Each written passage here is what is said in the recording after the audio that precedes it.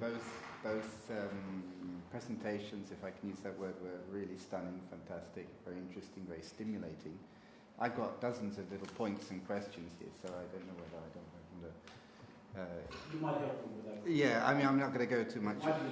I know the story reason, but I just want to pick that last point because I mentioned to Damien the other day this parliamentary inquiry from 1836, 1837. Actually, it's a really radical, I mean, if that's the right word, unusually radical piece of work because they actually also recognise Aboriginal people's self-determination and rights over land. And it's worth looking, I was mentioning to Damien, have a look at it because I don't know if you remember, I was invited at some point in the whatever it was, before the bicentenary to do a trip round. And at that time I was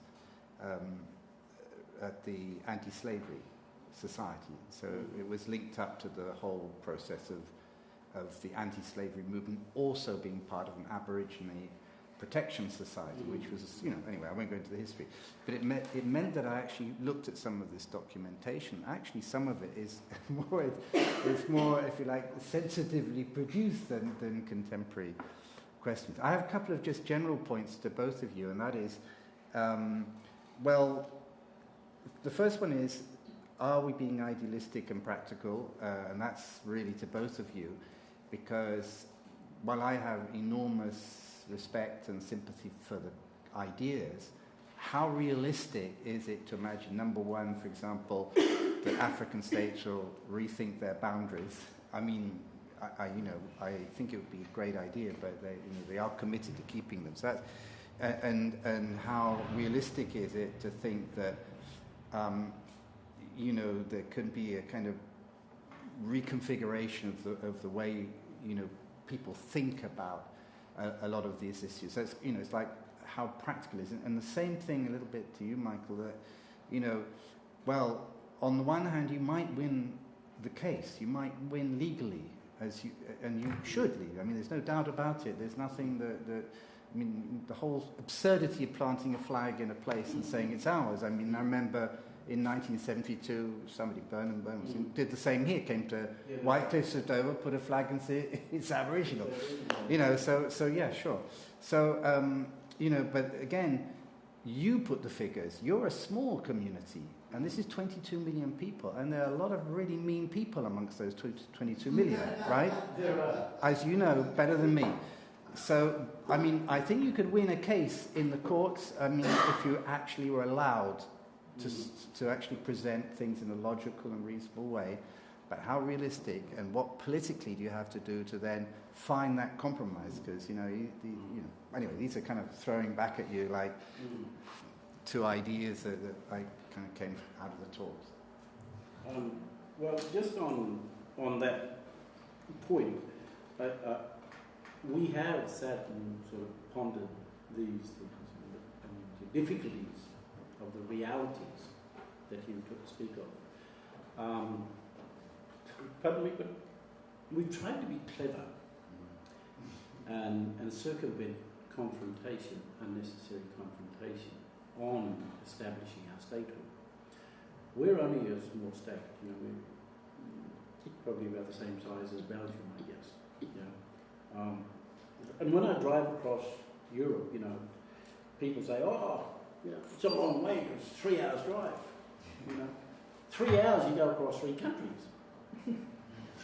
3 hours you're still within my country. So, like people live like ants here. I don't know whether you've dissected an ant nest, but that's how they live in European countries. Talk about Chinese one baby policy. I think Europe needs to do that.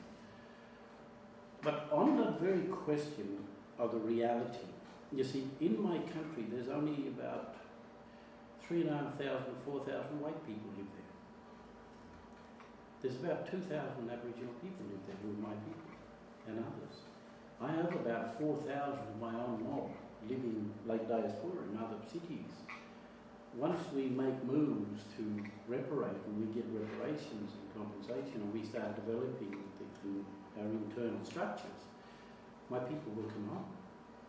So it's not as difficult as one might think on the surface because of the nature and the distribution of the population in Australia. We already own, quite a significant amount of land there inside.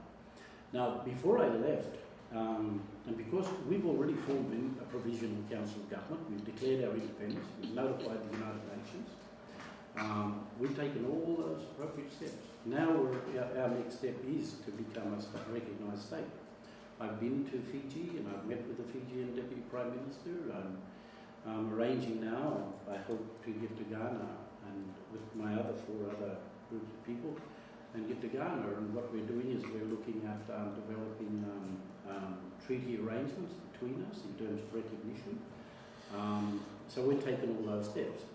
Now, in terms of how do we make that a reality with the non-Aboriginal people living in my country, prior to my leaving, I had a telephone call from, I know who she is, so she's a very wealthy farmer living within our area, and I know she represents quite a significant proportion of those farmers who live in our country and operate businesses.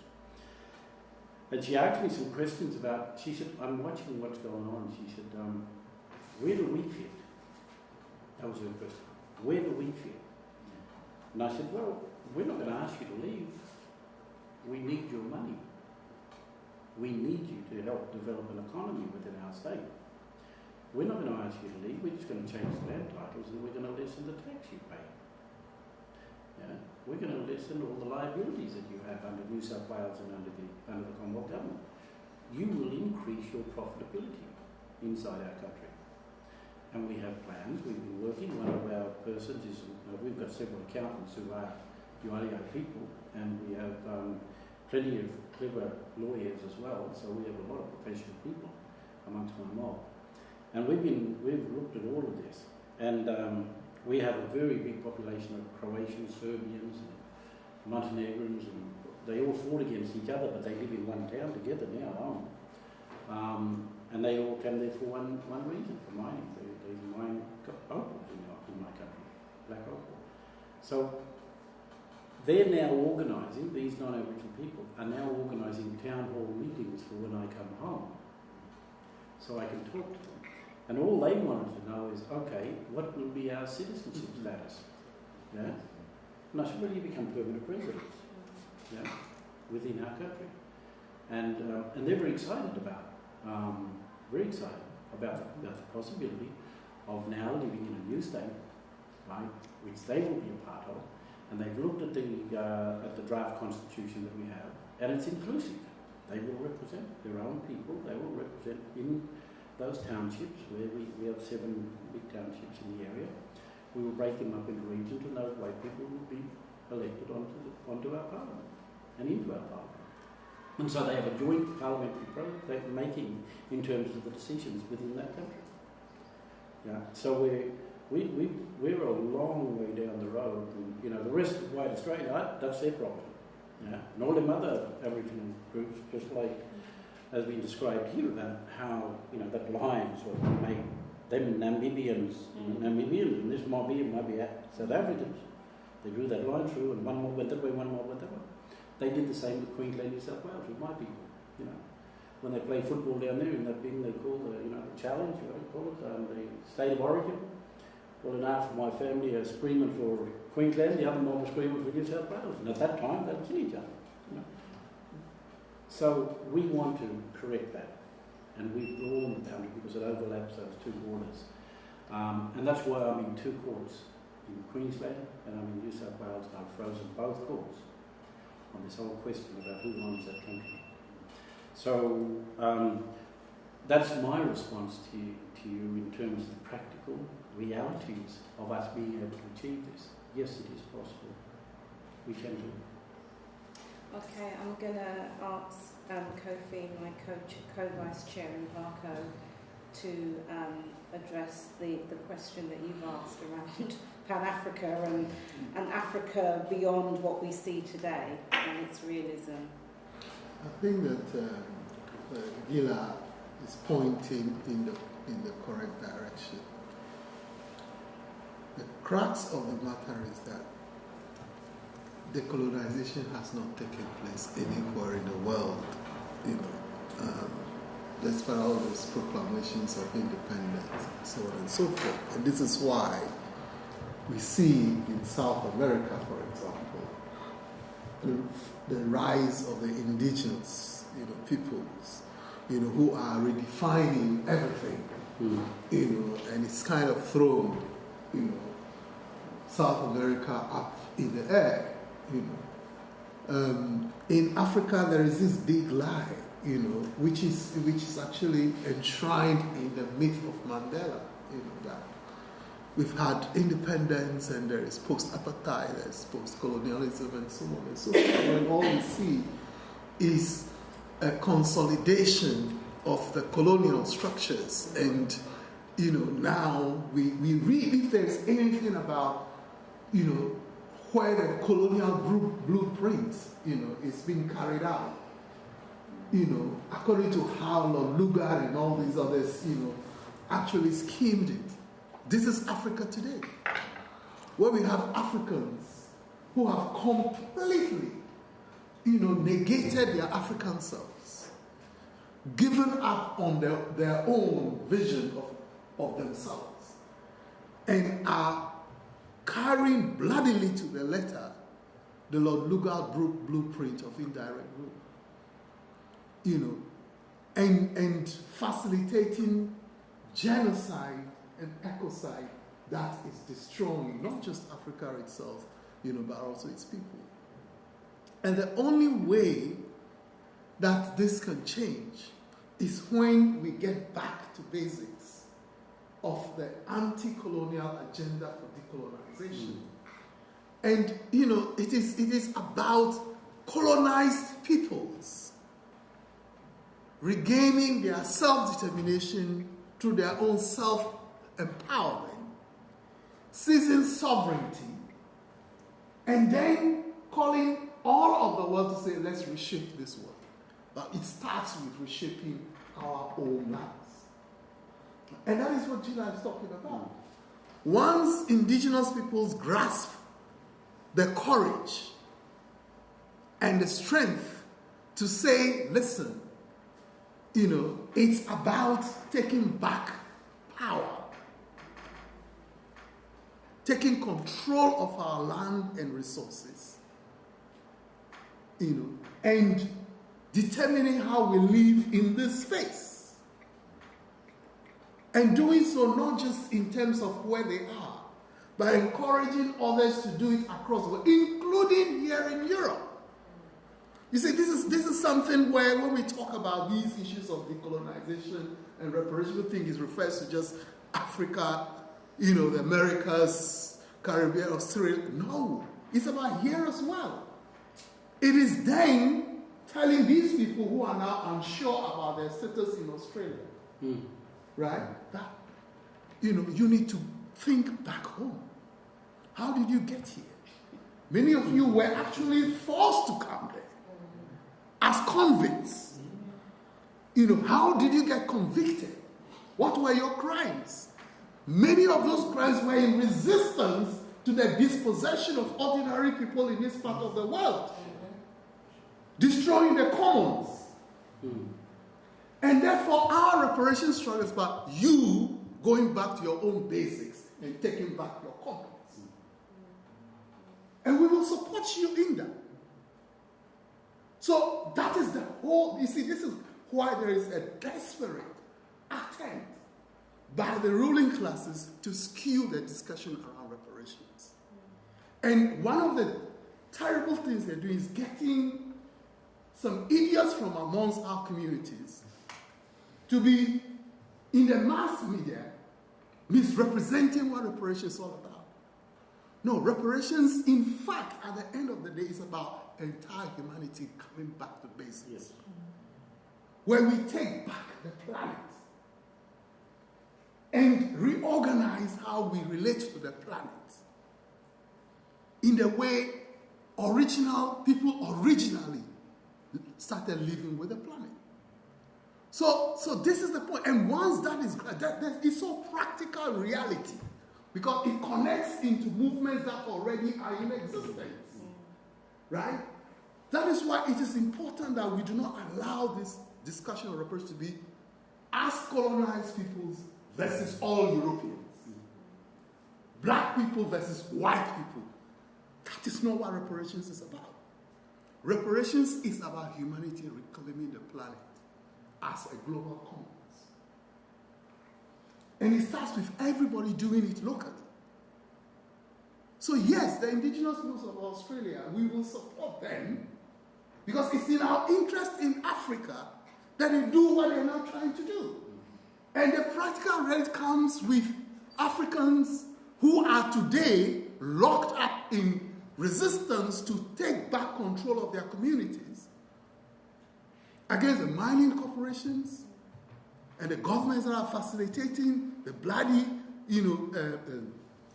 resource wars, right? And they're doing it already. It's not something anybody has to invent. Come with me on a trip around Ghana. We'll go from one local community to the other, and you see the struggles people are waging.